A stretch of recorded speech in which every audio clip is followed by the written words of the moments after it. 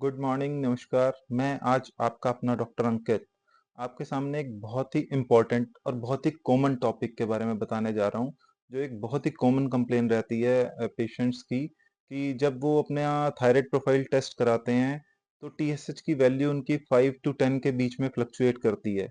कभी वैल्यू 8.5 आती है, कभी 7 पॉइंट कुछ आती है।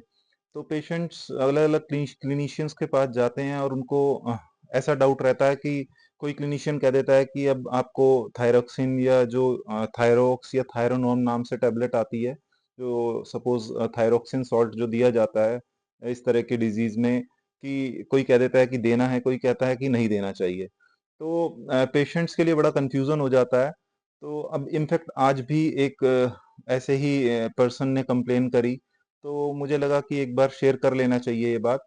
तो इस तरह की प्रॉब्लम को हम कहते हैं सब क्लिनिकल हाइपोथायराइडिज्म, जिसमें थायराइड की वैल्यू नॉर्मल और 10 के बीच में फ्लक्चुएट करती है, जिसमें हम टीएसएच वैल्यू से ही यूजुअली ट्रीटमेंट डिसाइड किया जाता है हाइपोथायराइडिज्म का।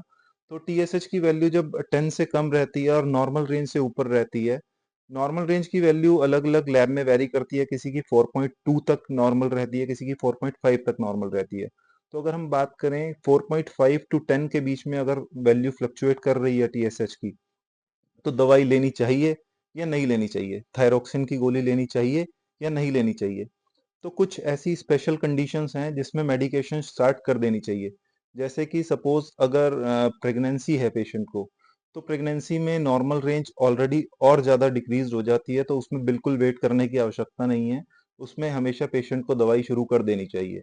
या फिर पेशेंट को कोई क्रॉनिक डिजीजेज हैं, तो भी पेशेंट को दवाई शुरू कर देनी चाहिए। मान लिया पेशेंट को अगर कोई किडनी की डिजीज है, लीवर की डिजीज है, डायबिटीज है, हाइपरटेंशन है साथ में, तो बिल्कुल मेडिकेशन शुरू कर देनी चाहिए। इसके अलावा अगर पेशेंट सिम्टोमेटिक है, क्या सिम्टम हो सकते हैं? अगर उसको भूख कम लग रही है, वेट गेन हो रहा है, उसको बहुत लेथार्जिक रहता है, पेशेंट बहुत लेजी रहता है, और या फिर अगर फीमेल पेशेंट्स हैं तो उनको पीरियड्स की इरेगुलरिटी रहती है, उनको मेंस्ट्रुअल साइकिल रेगुलर नहीं होती है, तो फिर ज़्यादा वेट नहीं करना चाहिए। इसमें थायरोक्सिन की गोली उनको शुरू कर देनी चाहिए। बाकी डोज जो है एक बार क्लिनिशियन से ज़रूर डिस्कस कर लेनी चाहिए, लेकिन मिनिमल डोज जो उसकी होती है 12.5 से 25 एमसीजी की टैबलेट से यूजुअली स्टार्ट करते हैं। लेकिन एक चीज़ बहुत इंपॉर्टेंट है कि जब भी टैबलेट स्टार्ट करनी है, तो हमेशा टीएसएच की वैल्यू या थायराइड प्रोफाइल हमें एक बार 2 इंटरवल्स पे करा के देख लेनी चाहिए। एटलीस्ट मिनिमम एक बार आज टेस्ट कराया है और फिर 3 वीक्स के बाद भी टेस्ट करा के देख लेना चाहिए कि एटलीस्ट हम क्रॉस चेक ज़रूर करा वो रिजल्ट।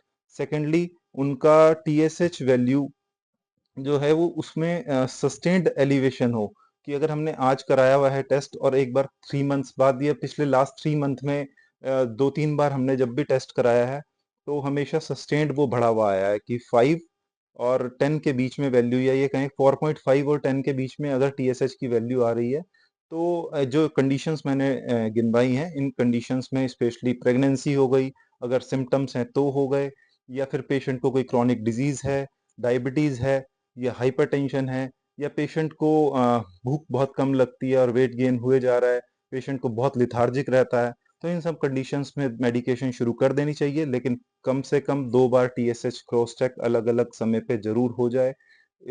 अगर आपको वीडियो अच्छी लगी हो तो एक बार चैनल को सब्सक्राइब ज़रूर करना है, इसको वीडियो को लाइक भी करना है, शेयर भी करना है, और आपका अपना डॉक्टर अंकित एक बार फिर से नेक्स्ट वीडियो में कोई ना कोई बहुत इंपॉर्टेंट टॉपिक लेके आएगा। बाय बाय, टेक केयर, अपनी हेल्थ का ध्यान रखिए।